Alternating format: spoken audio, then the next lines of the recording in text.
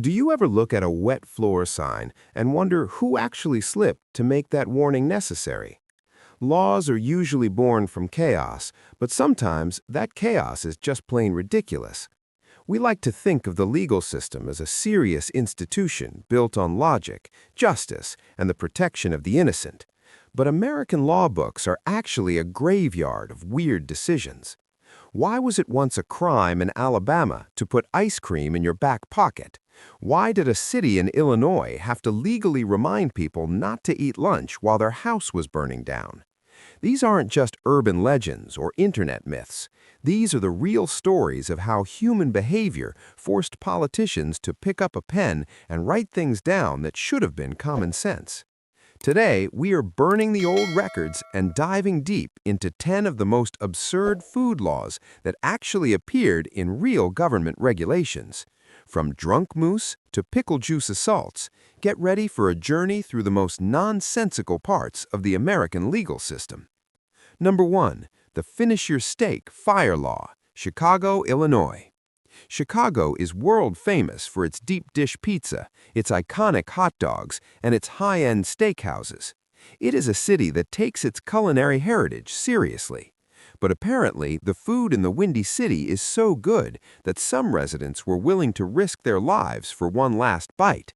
Believe it or not, Chicago once had a formal regulation that banned eating inside a burning building. On the surface, this sounds like the ultimate Captain Obvious moment. You would assume that if the curtains are melting, the smoke is thick enough to chew, and the ceiling is dripping liquid fire, the average human would decide it's time to ask for the check and head for the nearest exit. However, laws don't just appear out of thin air. For this to become a formal legal requirement, someone, or likely a group of people, must have sat through a smoke-filled disaster, refusing to abandon their dinner. Imagine the scene. Firefighters are smashing windows with axes, sirens are wailing, and there's a customer in a corner booth arguing with a first responder. "Hold on," he says. "I paid $30 for this medium rare ribeye, and I'm gonna finish the mashed potatoes too." The city of Chicago eventually looked at this bizarre behavior and realized they had to make not dying for a sandwich a legal obligation. It remains a hilarious, if slightly terrifying, testament to the fact that Chicago's culinary scene is literally to die for. It turns out that when the stakes are high, some people prefer their steaks over their safety. Number 2. The Ice Cream Pocket Heist, Alabama. In the state of Alabama, there was once a very specific law that made it illegal to carry an ice cream cone in your back pocket. To a modern person, this sounds like a weird fashion police ordinance or a way for the state to prevent sticky laundry situations. But this wasn't about hygiene, and it wasn't about preventing a melted mess. It was actually about the most creative and sneaky horse theft loophole in American history. Back in the 19th century, horse theft was a hanging offense. If you led a horse away with a rope or jumped on its back and rode off, you were a thief, and the law was very clear about your fate. However, local outlaws realized that horses have a massive, undeniable sweet tooth. A thief would go to a local shop, buy a fresh ice cream cone, and shove it, pointy side up, into their back pocket. They would then walk slowly past a horse stable or a hitched wagon. The horse would catch the sweet scent of the sugar and cream, get hooked, and start following the person. The thief would just keep walking, leads free, all the way to their own farm. If the sheriff caught them, the thief would simply shrug and say, "I didn't steal him, officer. I was just walking home and this horse decided to follow me. I can't help it if I have a charismatic personality and a sugary pocket." Because the thief never actually touched or led the horse, it was incredibly hard to prove theft in court. Alabama lawmakers got fed up with the trick and attacked the tool instead of the crime. They banned ice cream in pockets, effectively ending the era of the accidental horse whisperer. Number 3. The 600-kilogram drunk moose, Alaska. Alaska is a land of extreme wilderness, rugged landscapes, and even more extreme wildlife. But apparently, the locals and the wildlife were getting a little too friendly at the local watering holes. There is a standing law in Alaska that makes it strictly illegal to give alcohol to a moose. Now, if you've ever seen a moose in person, you know they are essentially organic tanks. A fully grown bull moose can weigh over 600 kilograms and stand taller than a large pickup truck. They are unpredictable, fiercely territorial, and have the sheer physical power to flip a car if they're having a bad day. The law exists because of a very specific historical incident involving a moose named Buzzard. Buzzard lived near a local tavern and discovered a taste for fermented berries, which effectively made him a drunk moose. He began terrorizing the local town, chasing residents and knocking over fences. When people started offering the moose actual beer as a joke, the state government realized they had a public safety nightmare on their hands. Imagine a half-ton animal with massive antlers losing its motor skills and becoming a mean drunk in a residential neighborhood. Alaska decided that Moose Happy Hour was a recipe for disaster and shut it down permanently. In Alaska, you can have a beer, but the moose has to stay strictly sober for the safety of everyone involved. Number 4. The Oklahoma Burger Defense. Oklahoma. We've all been there. You order a perfect, juicy $5 burger, you've been thinking about it all day, you've added the extra cheese and the pickles. Just as you're about to take that first glorious, life-changing bite, your friend leans over and says, "Ooh, can I try a piece?" before taking a massive 40% chunk out of the center. In Oklahoma, that isn't just a social betrayal, it was once a legitimate legal issue. Taking a bite of someone else's hamburger without their express, verbal permission was once considered a violation of personal property laws in certain Oklahoma jurisdictions. This stems from the early days of fast food culture in the mid-20th century, where burger joints were the social hubs of the town. Apparently, burger snatching became such a localized nuisance that people were actually calling the police over stolen bites. It sounds ridiculous, but when you think about it, food is personal property. Lawmakers had to define where sharing ends and theft begins. They decided that the surprise bite was an act of culinary aggression that needed to be curtailed. It turns out that in Oklahoma, your burger is your castle, and anyone who invades that territory without an invite is technically a criminal. It is the ultimate legal protection for people who simply do not like to share their fries or their beef. Number 5. The Fork-Free Fried Chicken Capital. Gainesville, Georgia. If you ever find yourself in Gainesville, Georgia, and you order a plate of golden, crispy fried chicken, you had better leave your silverware on the table. In this city, the self-proclaimed fried chicken capital of the world, it was once legally mandated that fried chicken must be eaten with your hands. Using a fork was considered an insult to the culinary heritage and the soul of the South. This law was so serious that in the late 1960s, a 91-year-old tourist named Ginny Deedle was actually arrested by the local police for using a fork in a local restaurant. Now, to be fair, the arrest was a giant publicity stunt, intended to show off the city's pride and sense of humor. But the ordinance itself stayed on the books for decades. The message from the city council was clear. Fried chicken is supposed to be a messy, tactile, and communal experience. It's food that was designed to be picked up by the bone.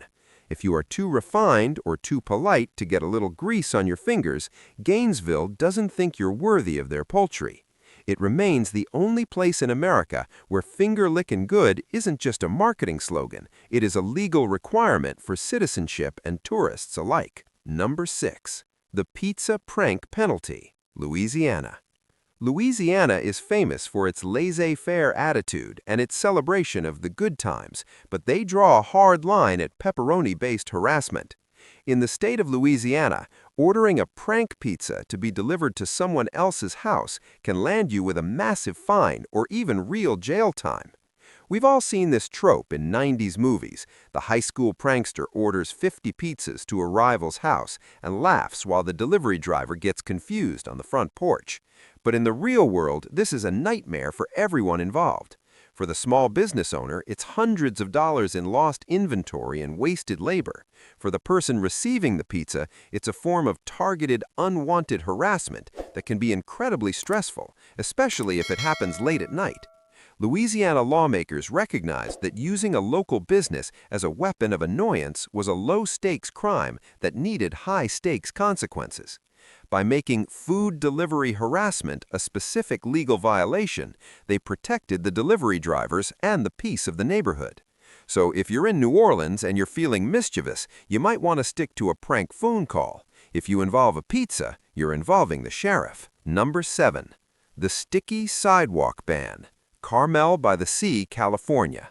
Carmel by the Sea in California is one of the most beautiful, pristine, and expensive coastal towns in the entire world. It's a place of high art, quiet streets, and very strict rules. For decades, it was famously illegal to eat an ice cream cone while standing on the sidewalk. This wasn't because the city council hated Joy or had a grudge against dairy. It was because they hated the sticky sidewalk syndrome. On a hot California afternoon, a double-scoop cone melts faster than you can eat it.